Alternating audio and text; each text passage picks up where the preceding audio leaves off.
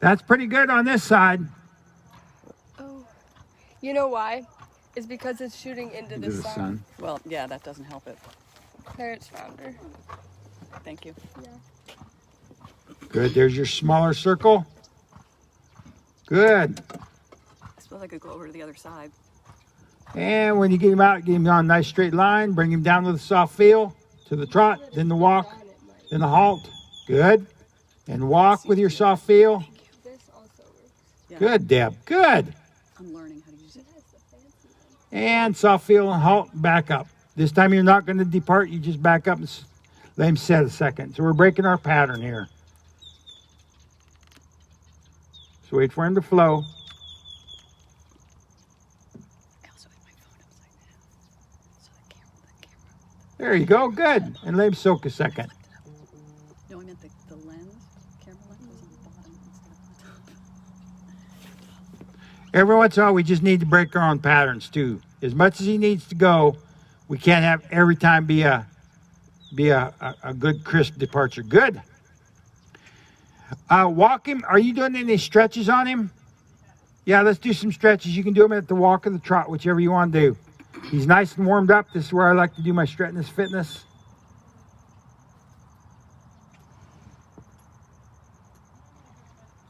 Go ahead and go to the trot if you want. I kind of like the trot myself.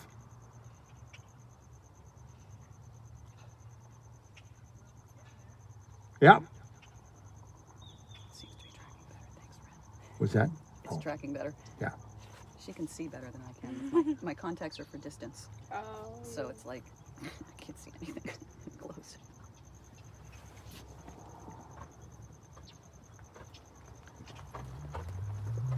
Yep, it's got her. Good, good. There his nose is coming out. Yeah. Perry, have you ever heard of Jeremiah Watt? He's a Uh, bit maker, saddle maker, tool maker. He's from Kalinga. He's really amazing. Okay. When he's working on his engraving, Uh-huh. he wears 2 pairs of glasses at one time, kind of like you're doing. He'll Yeah. have like a distance and a reader all together. Yeah. It's really funny how he does that. It works for him. Yeah. Oop, I have a different set of readers that I use with my computer. Yeah. Come on, catch her. There you go. There we go. It keeps putting a message up, but I can't see what it says because it's too small. And it comes and goes so fast. Yeah. So the next time you see a message, will you see what it says? Like maybe it's saying lost track or something. I want his nose out just a little bit more. We got a real good broadside on this camera. His nose is slightly behind vertical. I want it in front of vertical. There's a start. Keep working your reins. Put a little wiggle on your reins till he makes it. Yeah, in the sun it's hard.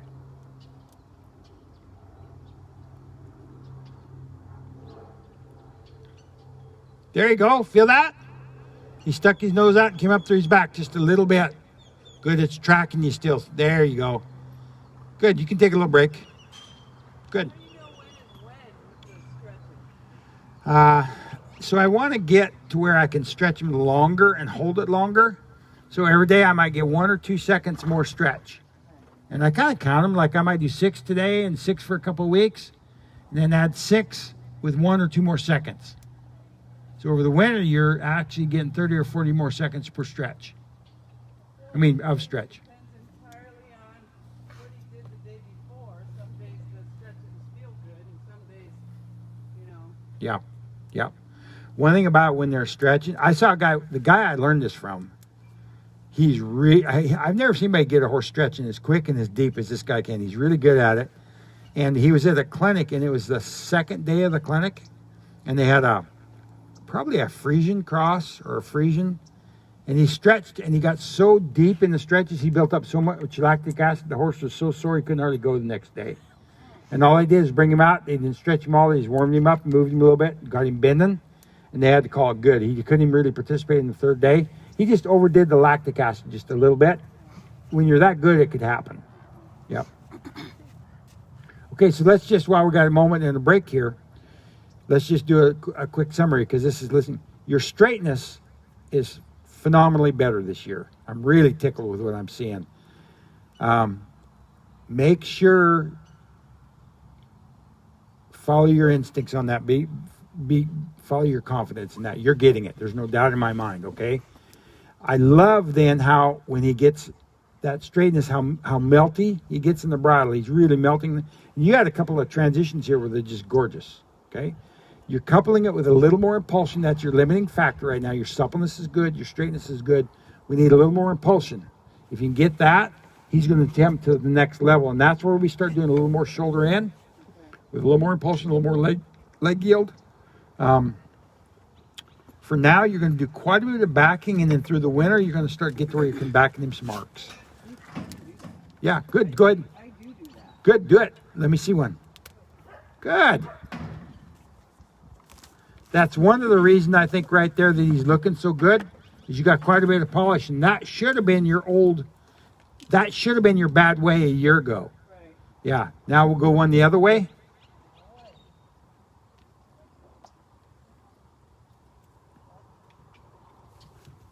Good job, Deb. And you'll get your flow. You'll get it all to come together. Feet flow, flex at the pole, both ends reach equal. There you go. There's a moment. Good. The timing on your hands tells me you know exactly what you're looking for. So this has been the biggest incremental growth I've ever seen on you. Yep. The backing arcs and the shoulder in, but at a walk is what I've been mainly working on Yep. since I was Yep. last with you. Yep.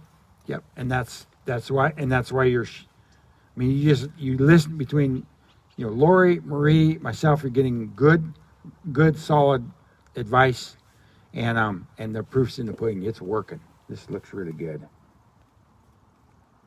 Still going? Yep. Good. Good. How you feel? Good, I think. Can you watch one left canter depart from Sure. the walk You bet. and just kind of? I'm going to turn around, and so I'm right by you when Absolutely. Yep. Now that he's more on the 8, he might be a little better, but even on the track, this happens to me.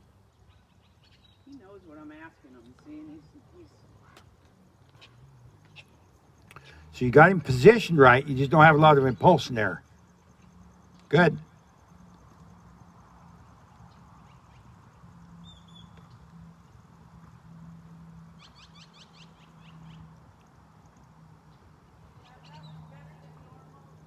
Okay. really throw the right shoulder like I have happened, especially out in the open. Yeah. And is that is an impulsion thing also?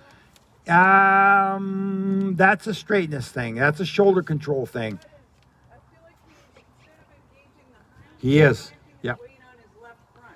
So let's work So on he that. has to do that in Yep. order to free his. You know, Yes, I do. He's actually letting the energy leak out through the right shoulder. His hip's kind of in the right spot, but the energy's not going down the line. It's going out the right shoulder. yeah. So Even let's- though it's going out the right shoulder, I feel like he's stuck on the left. Left front. That's exactly right. So here's how we're going to come back and do this. I'm going to have you go forward into a tight circle, and you're going to tighten it to the left, tighter, tighter, until he rocks back and reaches, and walk him out of it. So he's actually going to end up doing the turn on the haunches. So nice and bend in his body. Now shorten your circle, put a little more bend in his neck. Shorter, shorter, shorter, shorter, rock back, and reach, release right there. Good, and walk on. That's one way to do it, and we're great. This is video on it. This is really good. Now, the second way you've already done, and that's just a rock back and reach. Just back him up and reach his left front. Okay? The third way would be a square corner. So you're going to walk him straight, and you're going to make a left-hand turn. You're going to pick the left front up and set it out to the left. Right there. Now, did you feel him? He crossed more with his right front than his left? Yep, there's your brace.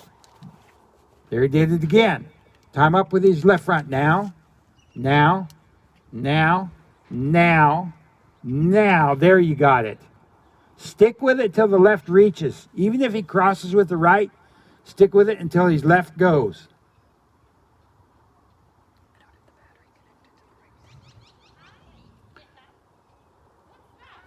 Good. Do that again, and I want a little more bend in his neck left, and I want you to see a little more left eye. So you're going to step his left hind up, with your seat. Lift, bend, reach. There it is. There's your reach. Good. No, the black one won't work. It's got to be above the white line. Because when I was pivoting, it didn't have enough give. Yep. I kind of let that go. I guess Okay. it's showing up again. That's good. I'd forgotten we'd even talk about that. You didn't miss much, Deb. You're a good student. This is really fun for me to see. It's as satisfying for me as it is fun and satisfying for you. Yeah, this is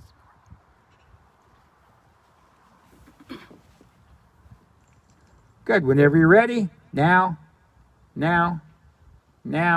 Stick with it. There's the left. Release. Good. Can you feel the cadence of the left front? Call it out when it's leaving. Yep. Good. You're right on. Good. Good. Need a little more bend. You need to see a little more left eye.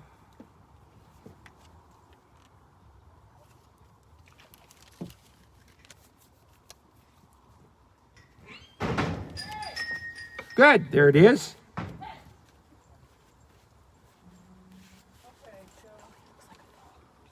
So what you're doing now is your horse is getting more refined. This is like a sports car. The more refined they are, the more a little glitch in the suspension causes you problems. When you barely can keep it on the road, you hardly notice the glitch. But once they start getting tuned up, man, you notice the difference. It's the same thing with Jesse would pick up a mallet and he'd start to go down the field and he's like, oh no, I don't want to do with that mallet. It doesn't have the right feel. You know, he's real particular about his mallets now. And that's like anybody would when you're same thing. You're developing that refinement and that feel. So it's the same thing. I'd say your biggest bracer is in your left front. And it's not huge. It's just significant. Yeah. Okay. The last thing we might do you remember hind quarter, front quarter? That might do that. One rein stop on the left, rock back and reach to the left front. So it's a turn on the forehand, followed by a turn on the haunches.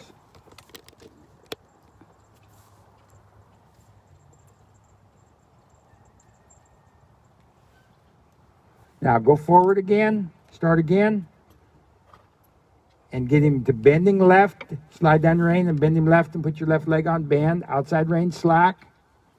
There, now bring the front quarters across, hold the bend. There's your reach, there's your cross, very nice.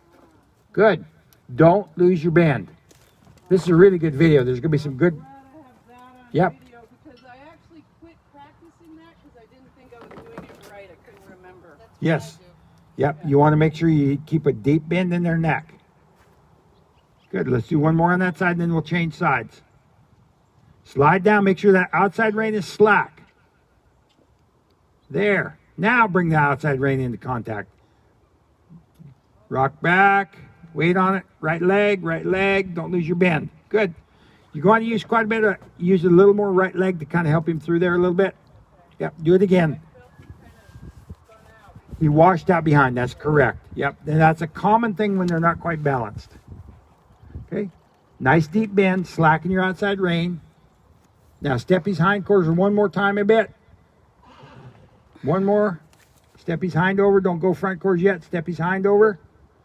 Outside rein slack, bend him. Left leg. There, now bring him through. Rock and reach, there it is. crossed Good. his legs. Yep, you did. Yep. So, let me talk you through something because you're ready to hear this, okay? When you're backing a quarter circle, he's putting his right front behind his left front. So tip his eye that way and feel that foot reach behind. Yep. Yep, you're going to back a quarter circle with his eye towards me. Reach, behind, reach, behind, reach, behind. See that? Now, open it up into a turn on the haunches and cross his left front over. So you go from crossing behind his left front, his right front crosses over in front of his left front. That's what I'm trying to say. Behind. Now open up and support. Reach, reach, and cross. There it went in front. You see that? You want to get good at that exercise so you can put that foot behind or in front, wherever you want, and that changes his balance a little bit. That's going to be it. There's a really good place for you to work on this year. So it's either when you're backing a quarter circle, he's reaching behind. when you're doing the turn on the haunches, he's reaching and crossing in front. And you'll see it. You got it on. That's where this is kind of nice. You kind of got a video. Let's see. What else? This sort of like you. We had a lot of good information. You've finally got so much going for you in your foundation. We have a lot of things that I like to talk about here. I don't want to overwhelm you, but you're doing really well.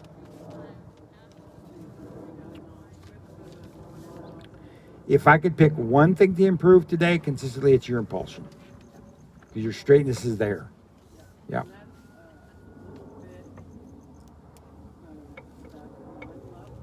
Yeah. And that is like my thing with Blue. Is he behaving like that because something hurts, or is he just, and I always gave him the benefit of the doubt. Yep. And with him, I don't know. I know I should be tougher on him, but it's not in me. It's just like with your kids when they're little. You had to be tough enough on your kids to keep them alive, right? There were some pretty hard, fast rules. Like there's some rules as a mom, you let things slide a little bit. And there's some rules like hard, fast. Like when they're headed for a wood stove with their hand out, you're going to stop. Yeah. So there's some, my brother would say there's some hills to die on and some not to die on. For example, like we got a couple of steps there where he was a little inverted, a little straight through the neck. Not perfect, but not the end of the world. Not a hill to die on. But a continual progression towards too much straightness in his neck or even the counter bend, that's a problem. That's going to haunt you. So you have to kind of know when it becomes more of something to significantly enhance and when something to just kind of let it slide. The one thing you can't let slide right now is your straightness and your forward. Yep. Yep. And you're going to work on those backup transitions. And that one time you backed him up and just stopped him, he was thinking you're going to ask him to go forward. If they're anticipating you're doing too much. But when you roll up, man, I want his feet to come alive. Good. How you feeling? Good. What a great year of progress for you. Yeah, I'm proud of you. He just kind of matured too. He went from that weedy Yep. full to those Yeah. high too. Now he's kind of settled in his body. Yep. Yeah, I can see a difference from last year. When you rode by him, I said, looks like you got a new horse. But he's changing his muscling.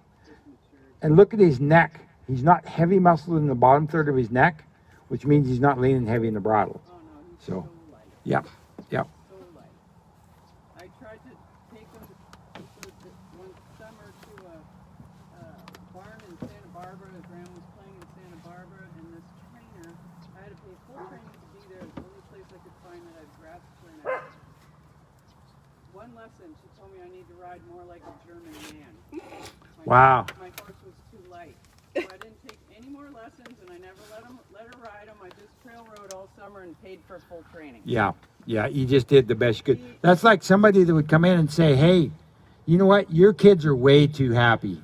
That is just not a good thing. It's not good for kids to be that happy. And you're like, I dedicated my whole life to have those kids be productive, functional, happy adults. Yeah. I mean, same thing, a friend of mine in Montana, her name was Cindy Green, and she started riding the Rain cow horses, and she decided to go to her first big show, and the judge placed her second, and on her scorecard he said, I'd have placed you first, but your horse was too light. And she went, yay, I won.